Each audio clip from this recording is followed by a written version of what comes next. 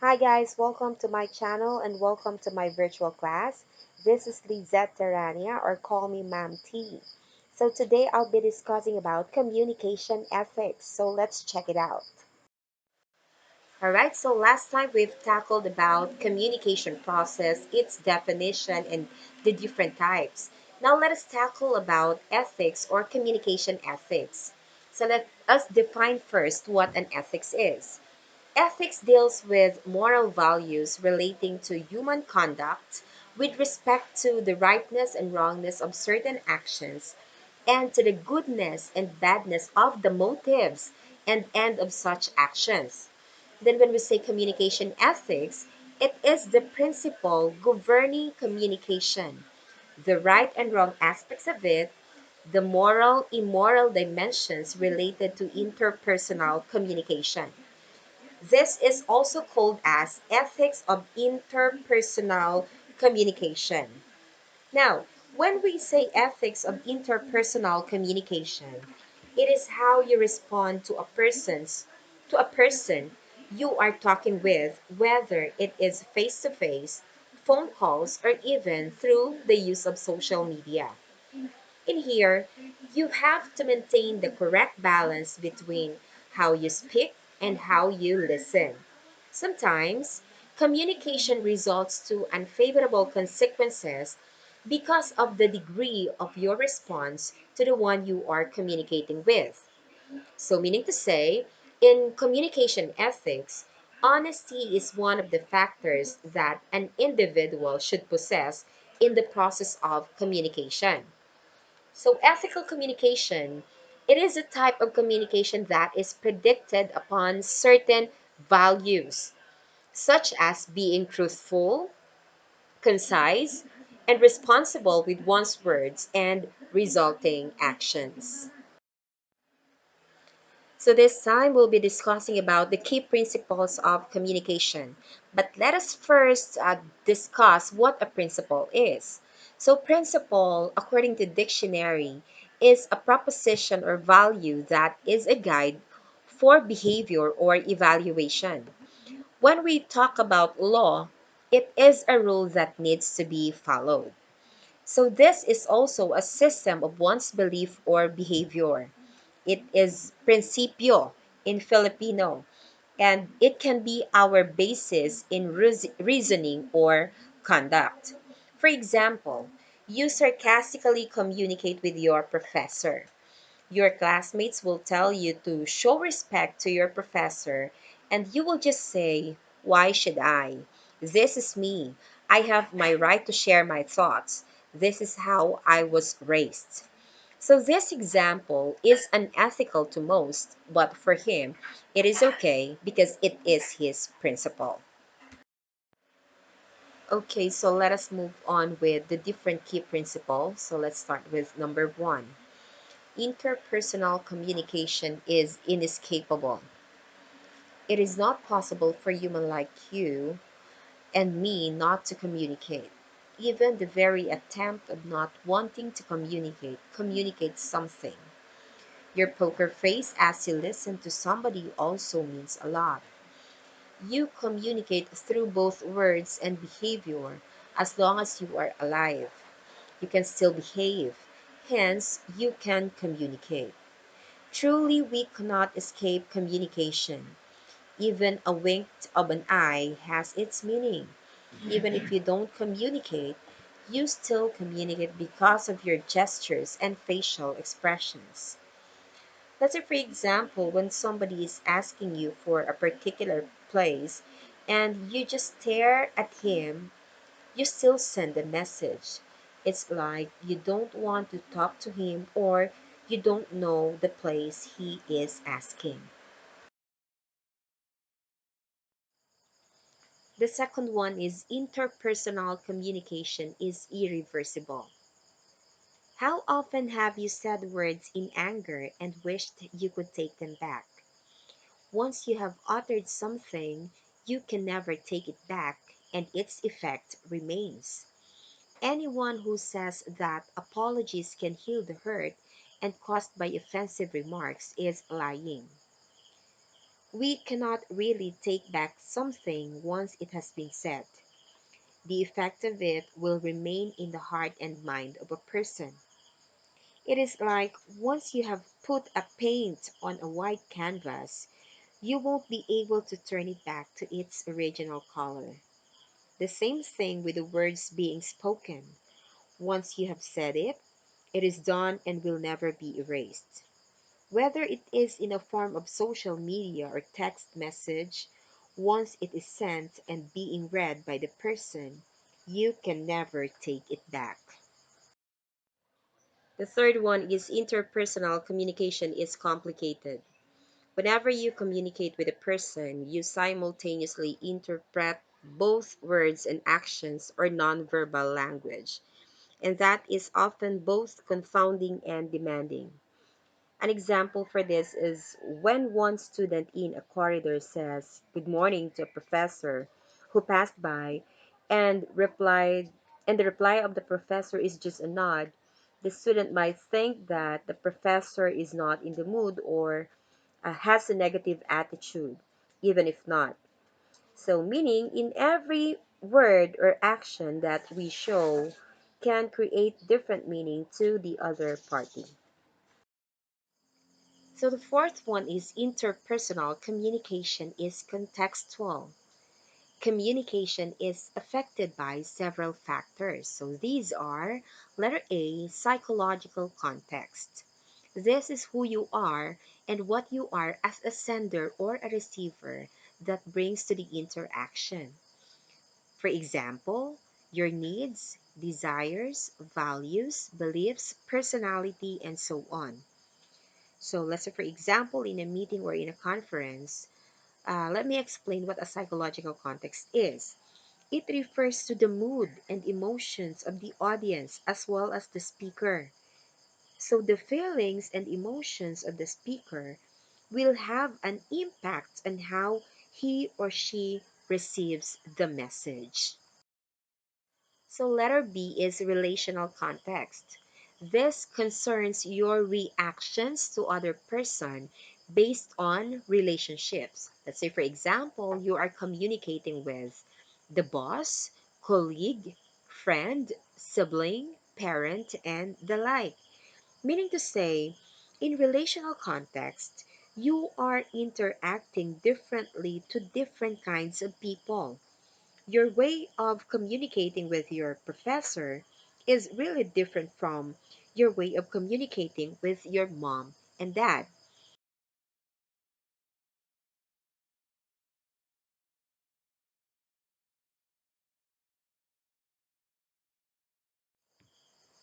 The next one is situational context.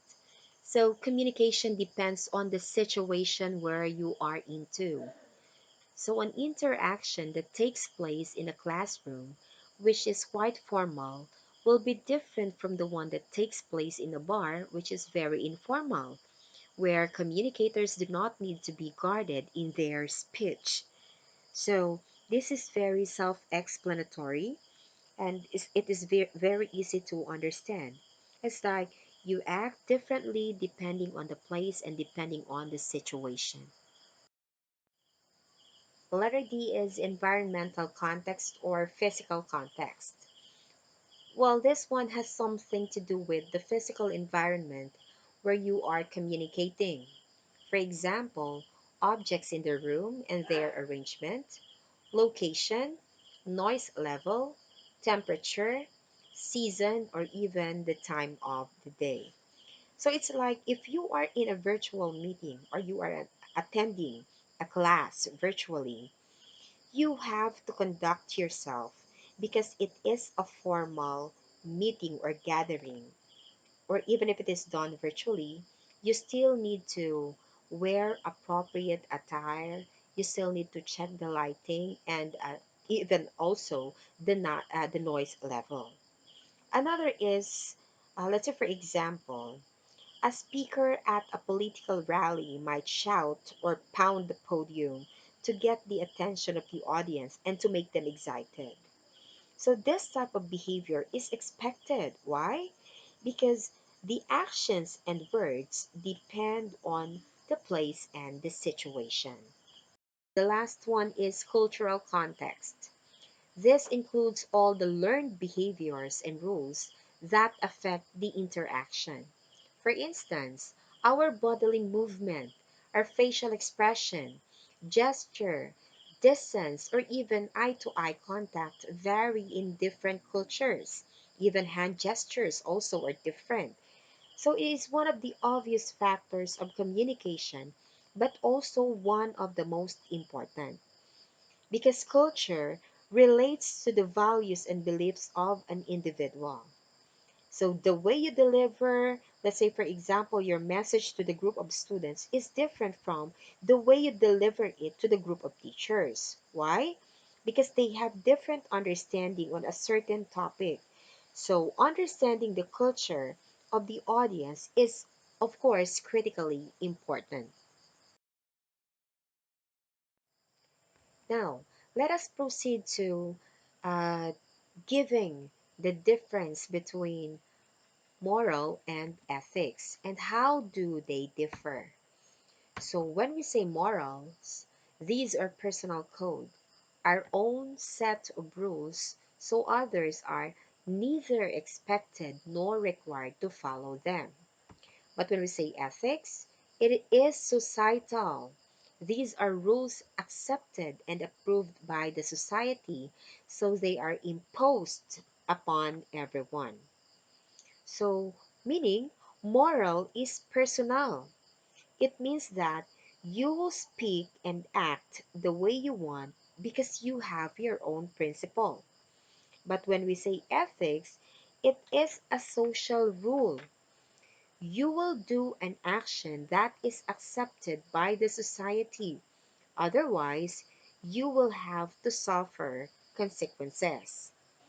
So, a moral precept is an idea or opinion that is driven by a desire to do good, while ethical code are rules that defines allowable actions or correct behavior. So let us proceed to the ethical factors significant in the communication ethics. The first one is building an information network. So one of the goals of communication network is to establish an array of communication networks where there is an open access to various information shared by all participants within a communicative entity. However, not all information should be shared or disseminated, especially if it is fake or of high confidentiality. Credibility and trustworthiness are built, which makes a speaker communicatively ethical. So, if you will become a speaker, you have to be honest and credible because people will remember your message much more than your qualification as a speaker. The second one is engaging and participating. It is a responsibility to be actively involved in various discussions, employ critical listening, and speak out what is in the mind.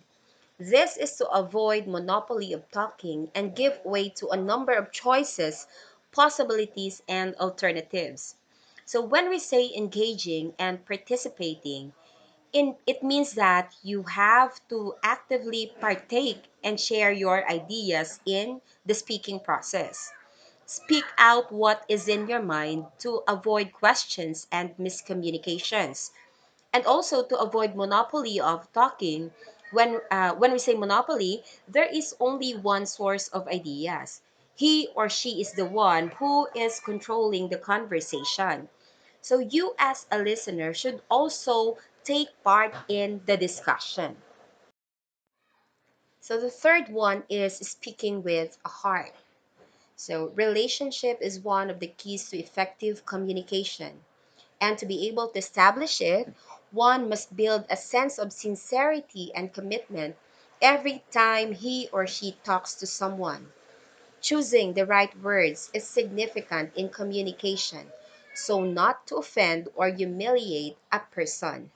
Being responsible and careful with what is being said is ethically moral.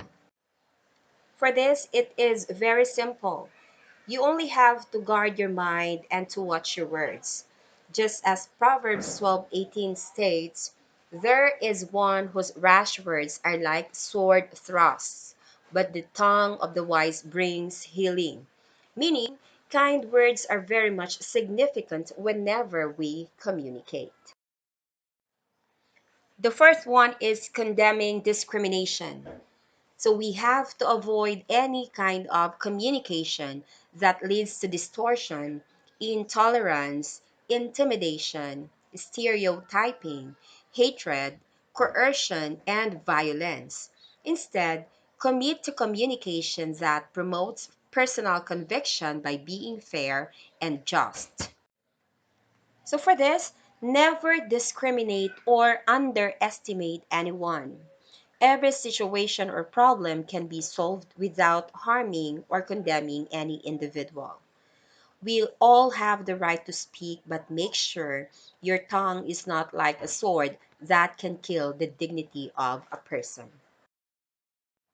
The fifth one is respecting and understanding each other. So before judging and evaluating a view or a perspective, learn first to respect and understand the content of what is being said. This opens a diversity of perspective and tolerance, which is fundamental to human interaction. So you have to understand first the context or the meaning of his or her words before judging or before reacting. Listen carefully and think before you react. And if that is in a social media, you think before you click. And then when we say diversity, it means that each individual is unique and definitely we have differences. So it's like even our fingers have different lengths and size. So how much more with our personality?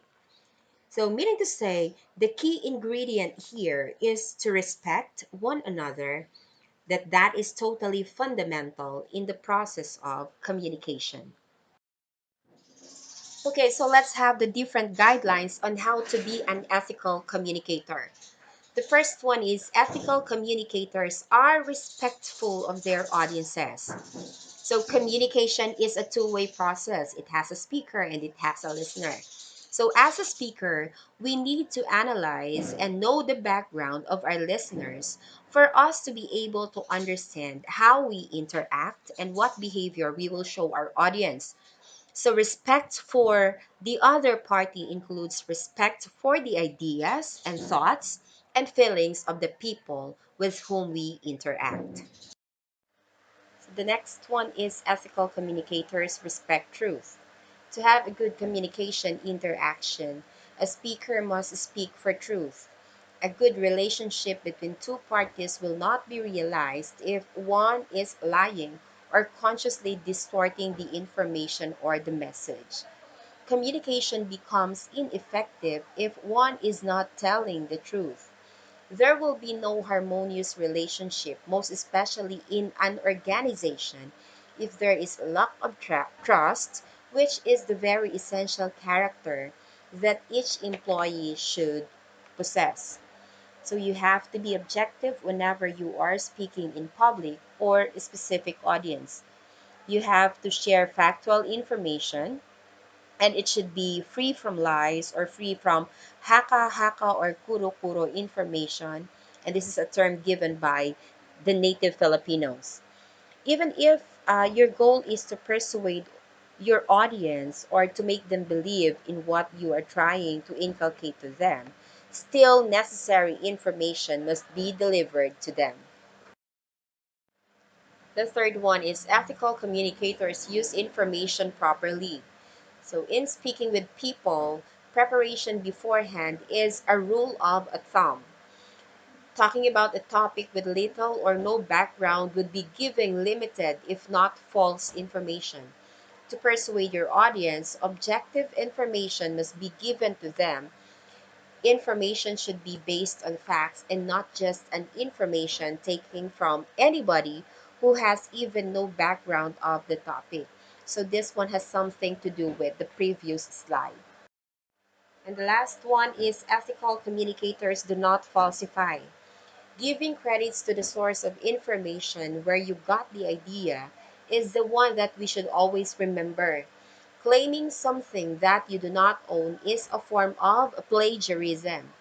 If we fail to cite the name of the author in a presentation or even researches, you are claiming that the ideas originally come from you. So this is also considered as intellectual theft.